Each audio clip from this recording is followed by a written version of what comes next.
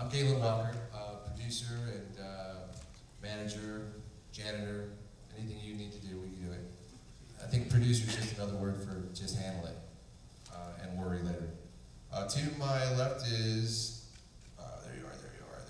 Hold on, Rick Ambrose. And Rick, here's what I'm gonna do. I'm just gonna let you guys go down. Everybody introduce themselves. How's that? Yeah. Grab this mic. So Rick, there you go. Does this one work okay? Rick Ambrose. I've been an executive at studios and at foreign media companies, and have been involved in international co-productions in Europe. Last few years, I've been mainly involved with projects in India and China. And basically, my background has always been the international part of the business, which a number of years ago wasn't that interesting, but now obviously is very interesting, given the way the film business and the media landscape has changed. Happy to talk to any of these topics as we go along. Hi, I'm Dan Neese. I am a director of photography. For many years, I was a Steadicam operator for 28 years, working for people like David Lynch and Quentin Tarantino and Joel Schumacher.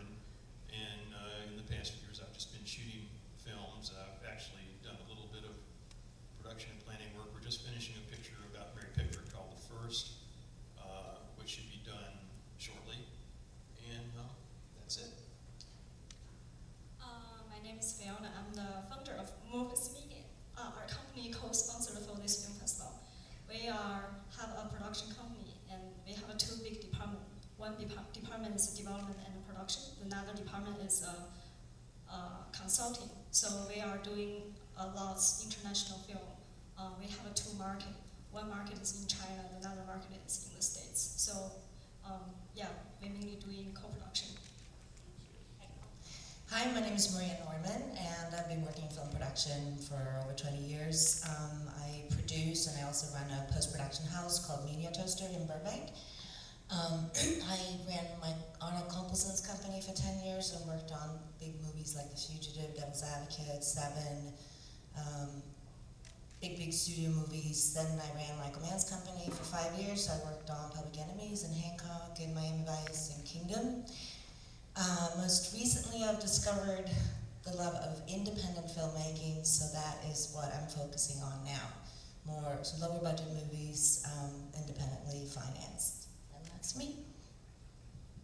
Hi everyone, my name is Melanie Ansley, or Anshiflong for anybody who speaks Chinese. I'm an independent producer, have been for about 15 plus years. Lived in China and made a couple of independent films there, which were distributed internationally and won awards. Besides that, I'm also co-executive director of the China Hollywood Society, which I don't know if anybody here knows, but it's a social platform for people wanting to work in the China space. We help connect people. We hold mixers and events for people looking for anything from financing to screenwriters to producers to just information on how to work in China. So that's me. Great. Check. Can you guys hear me okay? Yeah. Seems like that was loud. Yeah. Can you hear me?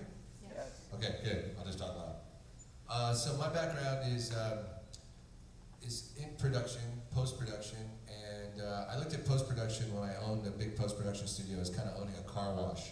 And I realized that if I really wanted to do this, I needed to start making cars. And in early 2000, I found a franchise called the Teenage Mutant Ninja Turtles. I optioned that franchise and built an animation film, which led to Viacom thinking they still had some life in them. And next thing you know, I'm working with Michael Bay and we're producing movies for Paramount. What we're going to talk about today is how you, as filmmakers, and we're going to take some questions, want to get on a path that might help you. You know, there's no book, there's no path of how am I going to get from here to here, but hopefully with this group of people and myself, these people, these professionals, we can give you maybe some answers that'll give you a little upside of what we're doing. We're going to talk about production first, and I think the basic thing that we should talk about right off the bat is how you position yourself to even get into making something that you believe in. Finding the right content, finding the right script, presenting a project properly so that people take you seriously, and mainly it starts out with finding someone who has money, because financing is pretty much key. And we're going to talk about large studio financing, which really is, as you all know, is happening right now. And Asia is playing a big part of that in Hollywood. And because also the Asian market is growing so vastly and fast. I mean, you know, there's, I think this year the theatrical, the box office in Asia and as many theaters will surpass the U.S. And that'll happen if it hasn't already happened. But we should talk about financing, because it's important that if you're going out with a project and you're looking to finance it, what do you need to find the right financier? What do you need to get it into a position where someone can at least take you seriously? And I think, Rick, we're going to let you talk about what you come across in some of the deals. Maybe you can talk about some of the larger pictures, but then independently. Sure. I first started off in film financing with German investors. And there was a tax deal in Germany where you could shelter income for a year and basically write it all off. And for some reason, a lot of that money went to Hollywood. There were a lot of clever lawyers who put this together, and you know, we raised a lot of money in Germany and basically went around to the studios and said, look, we have X amount of money. We're looking for films, and we are looking to fund your production financing. And for that, we want the copyright of the film and the distribution rights. And so the film was technically owned by the German investors. They were a producer on paper, but obviously not a creative producer. Film was sold back to the studio, then distributed, but they got what's called off-balance sheet financing, which means they were able to use their money for other things. You know, we worked with Universal, so they could focus more on their theme parks, or Warner Brothers could focus more on other things that they were doing. So that was my first stab into it, and that was, you know, big movies, you know, things like The Hangover, Sex and the City, Wanted, the Bourne franchise. What happens at the studios is there's almost always some outside financier, and you know, one year it might be the Germans, one year it might be the French, now it's the Chinese. You know, as Elon was alluding to, today just a big deal was announced between Shanghai Media Group and Huahua and Paramount to finance $1 billion in a slate deal, 25% of each picture. So you might ask why the Chinese are doing this. One, to get money out of China, but two, more importantly, to get involved in English language production and to get outside of the Chinese market, because Chinese movies don't travel well. So a lot of this capital is flowing into Hollywood right now. So that's the big picture, but I'm assuming most of you are interested in independent movies, which is a whole different animal. There are so many different ways to put together an independent film. You know, maybe you do have a script. Then what do you do with it? You know, do you try to get an agent who can help you package it, attach some element that means something? You know, either a producer or a director or a star. And then when you have that, you try to attract some equity money, which could be just a rich person. You know, many times somebody who wants to be in the movie business. And then you would also try to get in touch with a sales agent.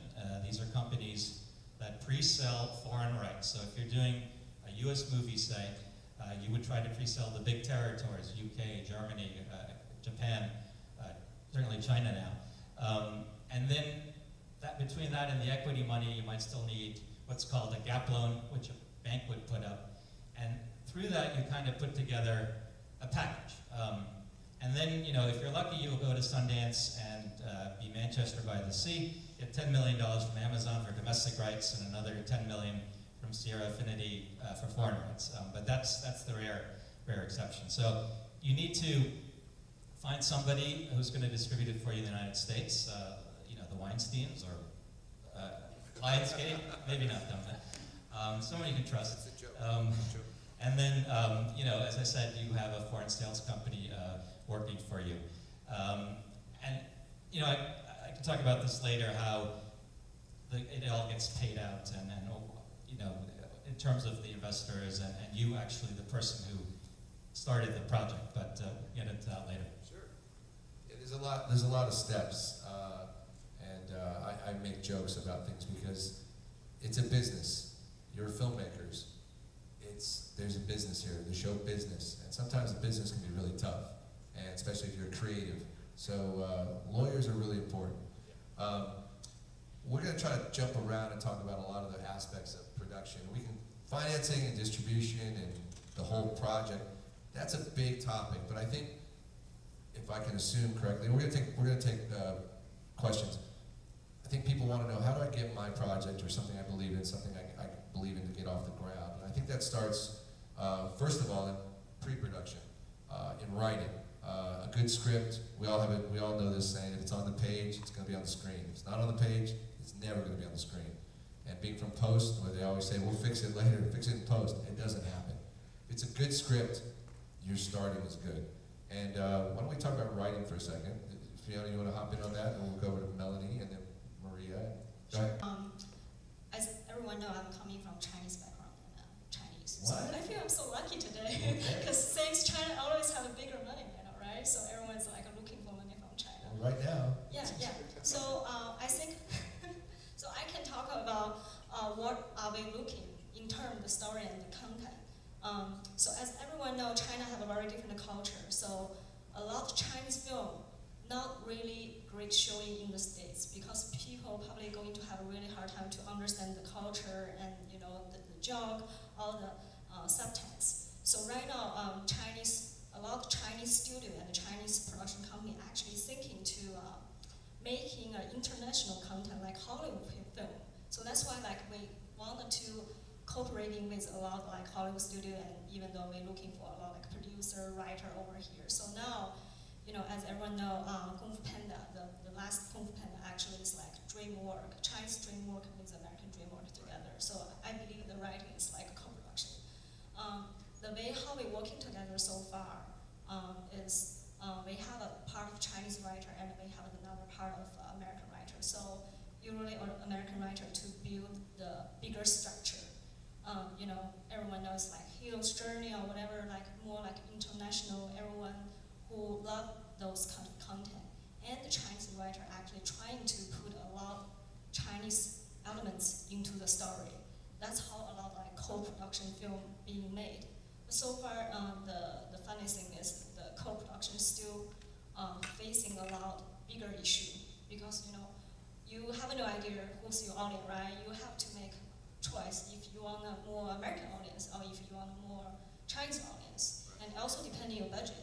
So if you're thinking I want both of the market, which is really hard so far, so a lot of co-production film haven't doing anything too great yet. But Zhang Yimou's new film, Great War, actually made a really amazing box office in China, and this film going to show in the States, I think, in February, and he's like the #1 director in China. So this is like the most bigger co-production film we have ever made. So I'm really excited to see how the box office is going to show in the States. If he made this successful, then meaning maybe they finally found a way how to work the story together, include the Chinese culture and the American culture. And it doesn't always have to be that way. I'm going to put Melanie on this because you've worked in both, and sometimes people want to change your story. Something silly. Hey, how can we make this in China? Or how can we shoot this movie? It's a Western, but we want to do it in Shanghai. It may not work. It may get broken. But why don't you talk a little bit about that process of developing into a project that you know now? I mean, once you have this package, which she's going to tell you about, then you can find the people that can move the ball, but the ball's got to be right. Yeah, and I can definitely get into that, especially in terms of our films. I just want to take a quick poll just before we go forward. How many people are writers here? Do we have? Okay, great. So we've got some writers who and directors, filmmakers. Are the rest of you all in that category, basically? Okay, good. So, and independent film. We're right that independent film is where everybody's got their interest, right? Okay.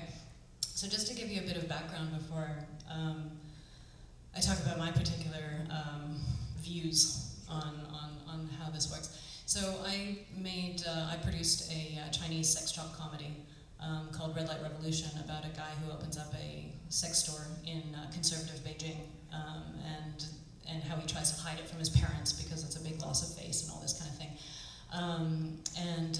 We had a lot of screenings in the West, and actually everybody, said that, oh, this could happen anywhere. It's set in China, and that's part of the humor, but actually, hey, I could imagine my friend, or somebody in Chile or in wherever being embarrassed about opening up a sex store. So I think there's a big value in, as Galen was saying, just finding your script, making sure that it's good, and in this case, making sure that it's universal. And actually, I would say that it is very challenging. Almost impossible. It's like finding the unicorn. I think, to find the film that will play in China and in the West. But I will put in a caveat. I think that part of the reason why it's such a unicorn is that also everybody really wants to make a ton of money. And I think, in my experience, I think it's kind of possible to kind of make an independent film that speaks truthfully and actually can play to both audiences, but not necessarily. It's somehow in the blockbuster space, it just hasn't worked yet. That combination of money and bridging the cultures and that kind of thing, and making sure that the jokes work and that the culture works and nobody's offended, and all that sort of thing, has been really, really tricky. But I would say that it is possible, if you do know both cultures, to actually do it. You just might not make as much money because it's a different format. So when you have that package together, I think, as Fiona was saying, knowing your market, who your main market is, even if it can bridge or it can cross, knowing which one is your main one really, really helps, because everybody's saying that my film is for everybody. But it's not. It's mostly for one or the other if you're trying to do that co-production aspect. I think we're becoming a global world. 2007, I was asked to do an anime film with Yoshiki Kawajiri, who did Ninja Scroll, and just amazing director in Japan. But the American money wanted to make something they guaranteed would work at a cross-platform. They wanted a franchise that they could make a manga from. And it doesn't work that way. But I was able to license the rights to Highlander, and I went to Japan with Highlander, and we made a manga for Yoshiki Kawajiri of this Highlander project. And I don't know if I still have all my hair, but it was really hard, because their storytelling in Japan is so different than Western storytelling. A franchise that exists and is paid for isn't always interpreted the same way, and it happens. And it did really well at every festival, but it didn't sell here because people just weren't going to the manga bays at Walmart picking it up. But I want to move into production, and we have two great people who've done a lot of production. I want to get Maria on this, and we're going to go to Dan, because Dan is the on the ground thing. Maria, I want to talk about, you heard the challenge of independent filmmaking, but I also want to talk about what happens when you're in a larger film and what goes through that process. Like when you were with Arnold Kopelson, you guys, huge films like Seven and The Fugitive and giant movie stars, but these movies just didn't happen. And why don't you talk about the process of how these things got greenlit? Yeah, it's very, very different. Working in the studio world, there's no easy way to make a movie. But if you're lucky enough to set up a movie with a studio where the studio is financing it, you're completely not in control of your movie. Because the studio calls your shots. Like Hancock, for example, with Will Smith, was a movie that was in my life for 12 years. I had it set up at 3 different studios. They pulled the plug. We were in full-on pre-production. We were probably $5 million in on expenses on that movie when Sony finally made it with Will Smith. So, and you just can't control that. But on the other hand, when you make an independent movie, like Jamesy Boy, which Gail and I produced a couple of years ago, we were lucky enough to find one very wealthy individual. He financed the whole movie, and I wanted to add to the financing portion, obviously really important, is the incredible tax credits that we now have in the various states. And Puerto Rico, I think, is up to 40%, 35 or 40%. But anyway, so I thought, this is fantastic, independent filmmaking. All the money's in the bank. I'm going to go. I can call the shots. I can make sure this is going to work. And of course, this very nice gentleman who paid for the whole movie all of a sudden turned into a full-on producer and just took over the movie. So you just never know. It's never easy. Well, there's times when you can control it, but then also the process of finding that movie. Maria found this. Oh, yeah, that's a good one. One way, really good way, I think, to get in, if you guys, I assume, are all in school pretty much, internships. I've worked with a ton of interns my whole career, and Jamesy Boy was a great example of that movie was written by and first time directed by a former intern of mine. So I think that's a really good way to get into the business and to form relationships with people that down the line can hire you, can buy your script, can attach you to direct something. I think that's a really good way to go. Yeah, I mean, just getting into the process and finding those projects. I mean, she had an intern, he told her about this movie, which had an incredible history of this. It was a true story about one person who, when we learned this story, the story was so incredible, it actually got a cast to join the cast for the deals Maria made with some of these actors. I was shocked. But they believed in the property. They believed in the story. And again, moving through this quickly, we're like going down the river in a speedboat. Once you guys get to the place where you're gonna execute this, I just can't stress enough what preparation means.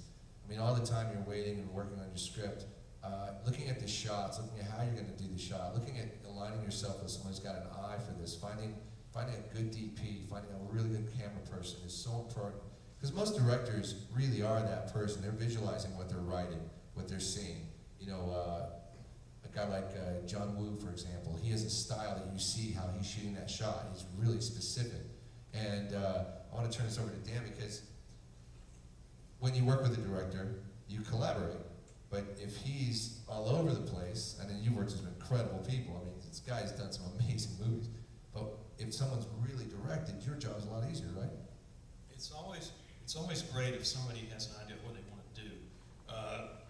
Sometimes you'll meet people and they have a script, but they don't really have an idea of how to visualize that or are not organized in the way that they want to really put the thing together. And a lot of times for me, that's one of the things. I'll come in, like the film that I just did, I came in 6 months ahead of us actually shooting it, and I met with the director many times over this 6 months.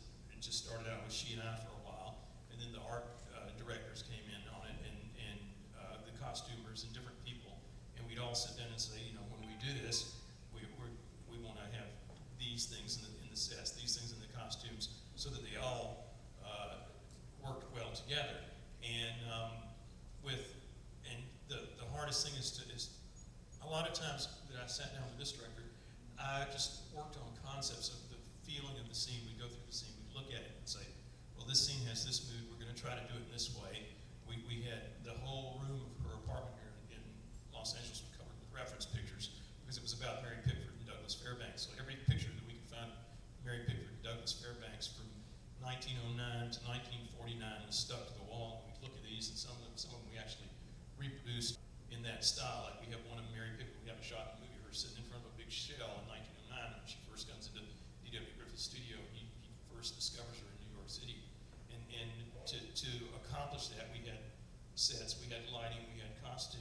I took the cameras, which we were originally thinking about shooting film, and we ended up shooting Alexa.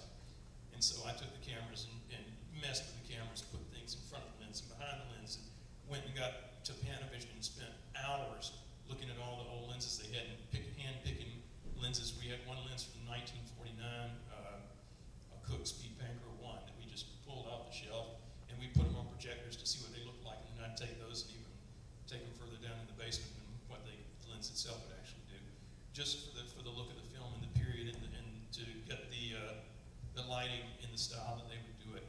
I went to a place called History for Hire, which is a prop house that specializes in really old things, and they have old movie cameras from the era that hand crank, and they still work. And I took the old irises that they put in front of the matte box on those and stuck them in front of the Alexa so that we could iris out shots, so that the thing would go down into nothingness. It was the whole thing. The reason I say all this stuff is because it all comes down to the script. The script, and I talk with a lot of people about this. Is the script. If you were building a house, the script is your foundation. And if you have a good foundation, you build your house on that foundation, the house will stand and be a strong house. But if you have a rotten script, there's nothing that you can do to keep that house up. It'll fall down. And everything you need to know about your movie is in that little wad of paper that you got in your hand. You can read that script, you can see it. As I was telling these folks earlier, as you read the script, as I read the script, I'm watching the movie go by. I see pictures as I read the script. and it's everything you need to know is right in there. I see money. Yeah. Money, no. But of course, you know, Dan's the fun part. He's the dancing on the date. I mean, he's living it, he's creating, he's looking for the fun part that everybody loves, you know, because it's stressful too, because it's all also on his shoulders to get the shot, because you're in a set with somebody incredibly expensive and a crew of people, and you've got so much time, so much light. If your director doesn't know what he's doing, you're in big trouble.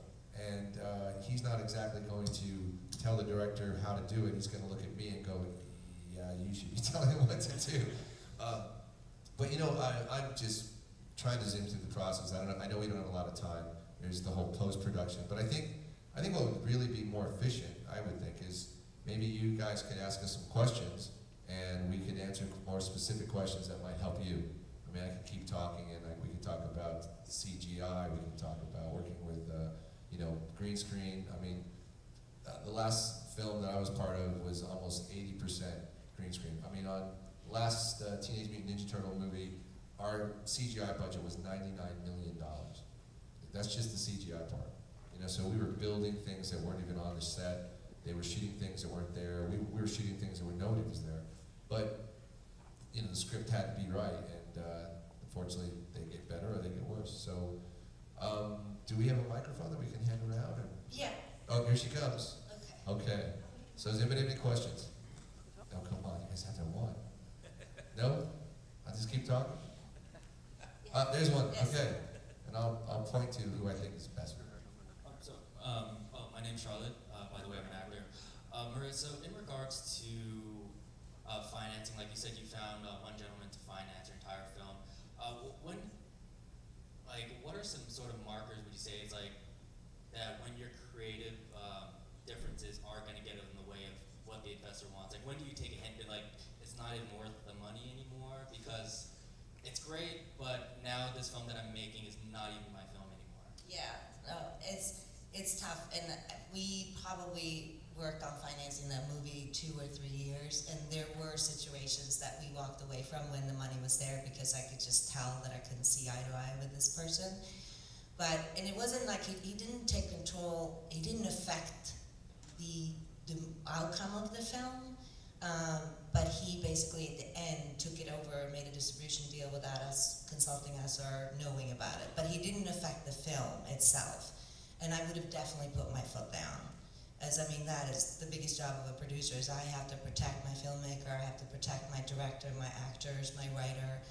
And you know, I spend a lot of time with the director and the writer in the development process, getting to know them, getting to understand why we're making the film and what's important to them. And my biggest part of my job is to protect that. I mean, it's your baby. If you own a script, I mean, remember guys, these are pieces of your creativity. I mean, we option these things. People spend tens and thousands of dollars to have your script. I mean, go back as far as a guy like Sylvester Stallone walked around town with a movie that he had, I'm only going to give it to you if I can do this. And he walked through everywhere. I mean, there's not one person sitting up here, maybe except you, that hasn't been told no every day. Yeah, never give up. Seven, that was made for like 20-something million dollars, made 100 domestic alone. Every single studio in town passed on that movie 4 times. Turtles, everybody passed on every one of them. You know, even the guy that made them famous, he passed. This is done. And you know, you just don't know, you have to believe in it. So I think if you have a script and you believe that this is your story, I mean, I've gone through this. I've written a story, I've written a TV show, and I've had big names, you know, call us, have a meeting, and then because of budgetary issues, because remember, don't forget this, it's really important. You gotta look at what you're gonna make. You know, if you're gonna make a car and you're gonna build the next Tesla and you're gonna use nuclear power and the car's gonna cost you $6 billion to create it, you're never gonna make $6 billion when you sell it. So either you gotta figure out that this is a huge movie that belongs in a huge studio and it's gonna make so much money, or you gotta figure out how to make your movie make sense so that when we make it and sell it, there's a return on it. Independent films, and you guys all know this, they're art forms. You know, I get in arguments all